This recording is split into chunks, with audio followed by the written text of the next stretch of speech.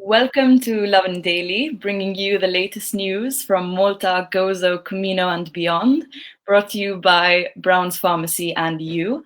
I'm your host, Sam Vassallo, with Lovin Malta's editor, Tim Diacono, and here are our top stories today. So we'll start off with the COVID-19 update. 2 patients have died, 2 more cases have recovered, and Ħal Far quarantine has finally been lifted. Malta's hearing impaired community is struggling now that everyone has to wear face masks, and we'll go into detail about that. Small Business Chamber has proposed that Malta should open safe travel corridors and testing for tourists for COVID-19. 3 Maltese football clubs tell Robert Abela either resume season or cancel all sports until virus treatment is found. And finally, Malta commits to significant institutional reform following recommendations from the Venice Commission. How are you, Tim? How are you, Sam? Can you believe it's been 3 months almost 3 months since the first COVID case?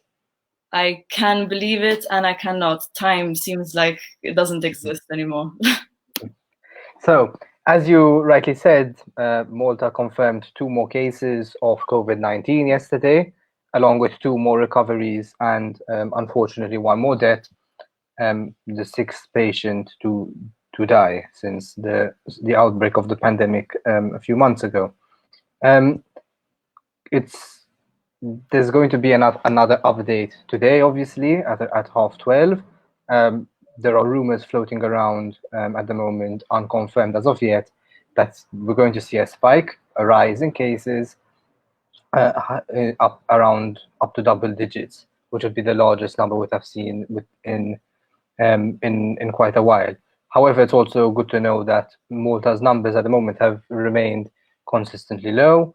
There's been a lot of fluctuations in terms of daily cases, and at the moment our hospitals are very well prepared. So as of yesterday, there were no COVID-19 patients at Mater Dei. There were a few in other hospitals, but not in Mater Dei, which is certainly good news.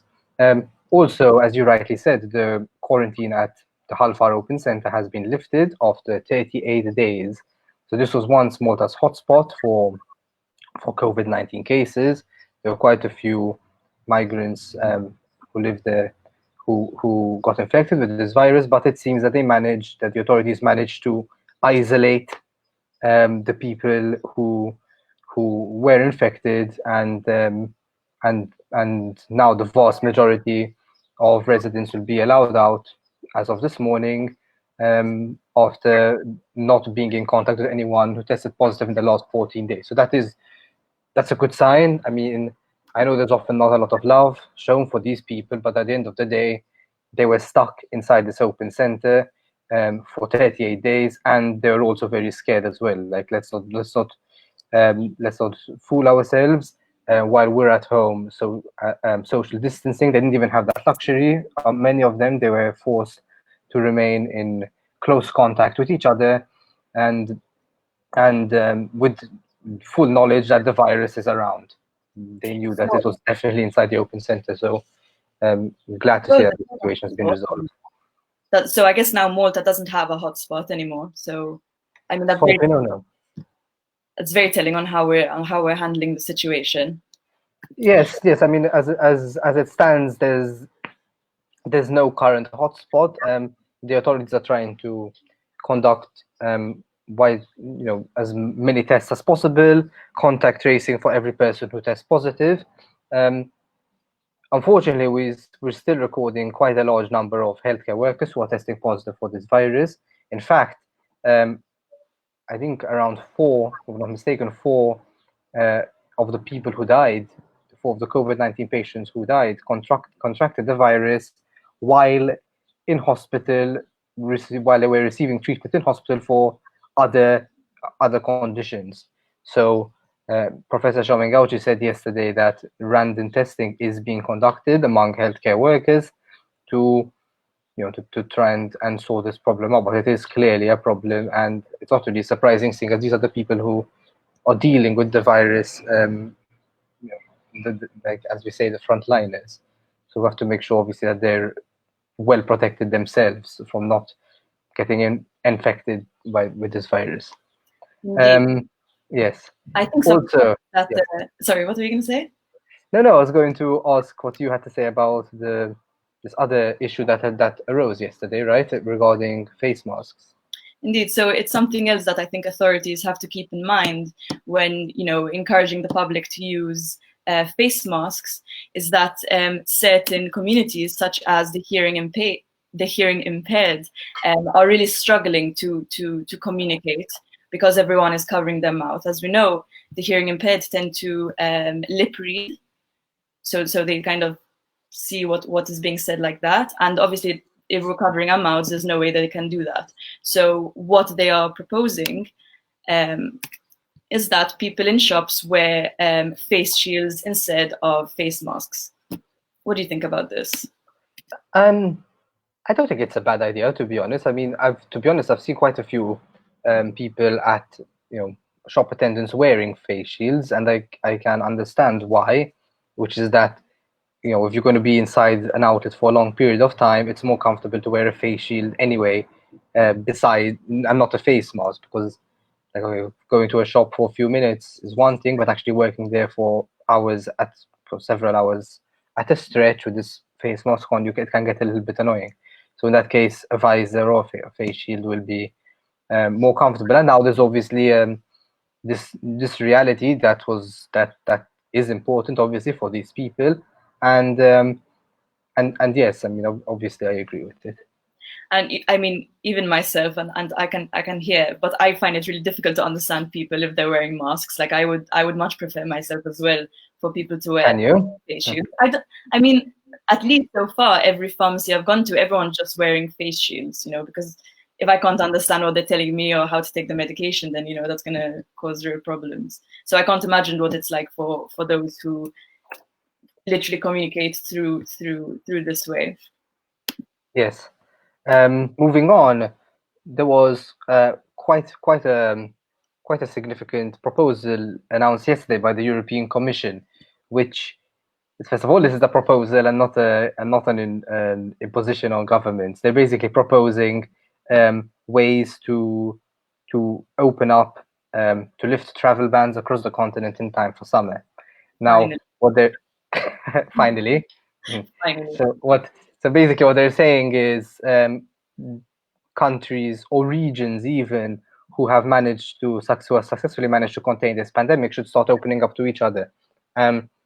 With clearly, obviously, there'll be restrictions such as social distancing enforcement, more safeguards to promote public health, and obviously also governments will definitely maintain the right to reimpose flight bans and restrictions if the situation aggravates as a result of this.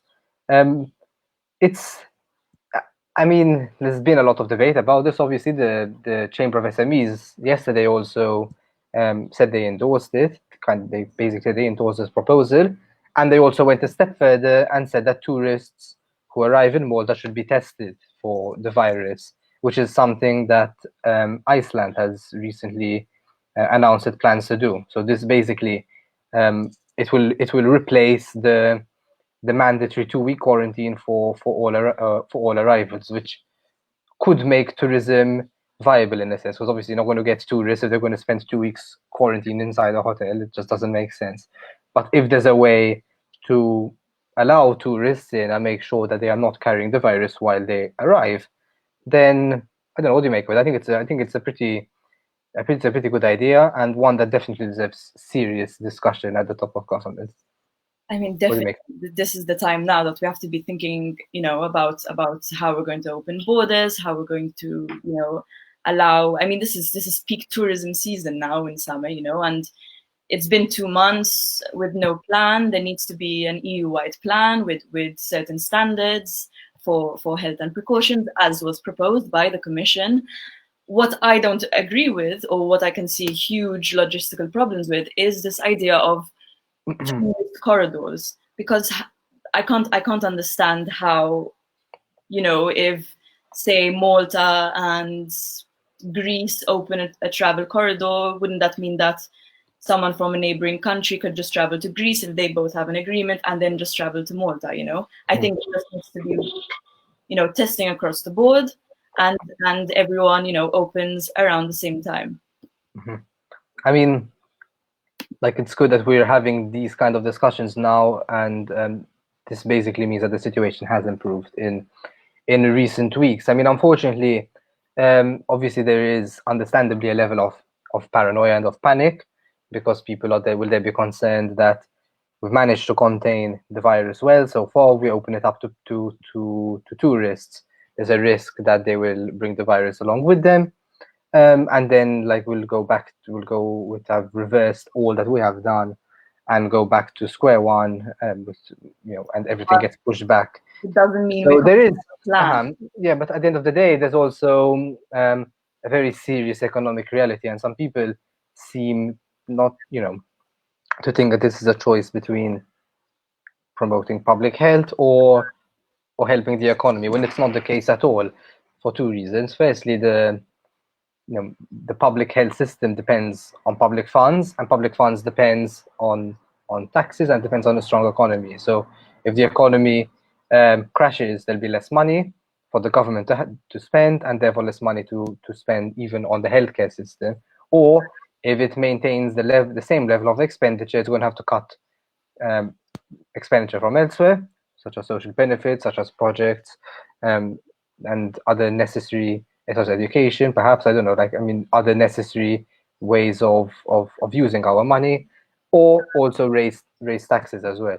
And this isn't a situation that anybody would like. So there's no, either way I see it, and this is also the way people like Robert Abel and Chris Fehn have also said this from the very start, is that this isn't a choice between health and the economy, but a way of safeguarding public health while also protecting the economy, and eventually even making sure that it grows again. Because at the end of the day, this is clearly a long-term problem, and you don't want a situation where the result of containing the virus, and you end up with just really really serious social problems that will take even longer to solve.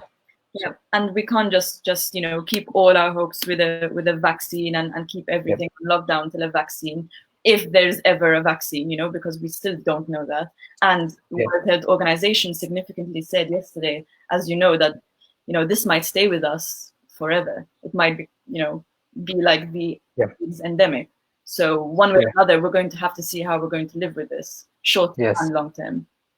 Yes, and it's good to see the discussion moving into this direction, into a realization that until we have a proper treatment or a vaccine, it's going to be very, very difficult to completely squash and eliminate this virus. So and life has to go on. You can't enforce lockdown indefinitely for too long. It's just completely unsustainable. And it's good to see the discussion moving in this direction, I think. On another note, while the European Commission is talking about lifting travel bans, it is not talking about the situation outside Maltese waters, where hundreds of migrants are still stranded on two Captain Morgan vessels, awaiting a response by Europe or by European member states to on what's going to happen to them. Obviously, Malta hasn't only closed its airports, also closed its ports, and that means that migrants are not allowed entry. I mean, except for exceptional cases, such as children. But these people are still out there. The government has basically told the EU, the ball is in your court. The EU has done nothing about it, and it doesn't seem that there's any mention of them at all in its guidelines and documents that it presented yesterday. Hopefully, this global health crisis, or that has affected Europe so badly, will somehow be the catalyst that we can stop ad hoc responses to when there are people who really need our help in these waters. But maybe I'm just an optimist. it always helps to be a little bit optimistic as well, especially in these times. There's a little bit too much pessimism out there, I think. Definitely. About the future of humanity. Yes. So in Moving on. in other news, the Maltese football community has actually 3 Maltese football clubs have written a joint letter to Robert Abela saying essentially, either resume the season or cancel all sports until a virus treatment is found. So, they've been left in the dark, as many of us have, and they want some kind of plan and some kind of answer. So it's Valletta FC, Birkirkara FC, and Xira United FC, who in a joint letter, wrote to the Prime Minister and said, there are other countries who are opening the football season, such as Germany, Italy, the UK, and even in Faroe Islands, which is a country. Faroe Islands, which is just a country of over 50,000 people, and the season has already resumed there. Yes. Notably, none of these 3 football clubs are at the top of the league, or else they might be thinking differently. But no, in all seriousness, yes, it is a problem, and at the moment, like, different countries seem to be going about it different ways. So France has decided to just stop the season and give the league title to the team who was at the top. The Netherlands has decided to just scrap the season altogether, as though it never even happened, which I think is absolutely ridiculous, because you're basically saying that over 2/3 of the season, which that's just, you can't just pretend it never happened. I just think it doesn't make sense. And in the UK, in Germany plans to continue, and Italy and the UK are still discussing whether and when to resume their competitive seasons. In Malta,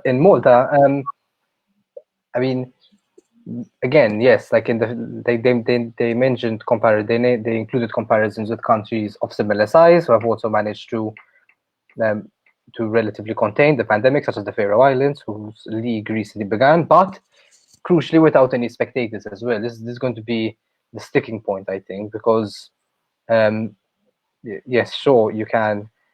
Obviously, you can. It's better to, like, as a football fan, you would rather watch football without spectators than not watch it at all, for sure. But it's going to really harm the atmosphere as well, without having a crowd, even for the players, without there being a crowd there to cheer them on. They'll score and no one will cheer. But again, these are recorded cheers for, like, when they shoot a goal, yeah, perhaps. I wonder. But yes, like with everything, at the end of the day, having a plan and presenting it to the public is always a good thing, even if it's a contingency plan that is subject to change. So be it travel, be it football, I think people do deserve to know what the government has in mind and what the health authorities have in mind. Absolutely. Yes. Well, moving on to something non-COVID related, the Justice Ministry yesterday announced that Malta is going to implement some very significant constitutional reforms in the near future. So this basically will mean that the president is going to, this is the most significant of them, I suppose, that the president is going to have the final say on who judges and magistrates should be, which is basically, at the moment, is the Prime Minister. And now the power is shifting to the president. This is a huge power to have, obviously, because you're choosing the people who are basically going to enforce and enforce the law. So it's a huge power shift in that regard. And especially for the president, like, I think it's also a sign that, in a way, that the country is seeing the role of the president differently. Usually, his role is typically just very ceremonial. He just basically signs bills and appears at social events. But now it seems like the country is ready to give him more powers, and that's I'm not 100% sure about that, but that seems to be the direction we're heading towards.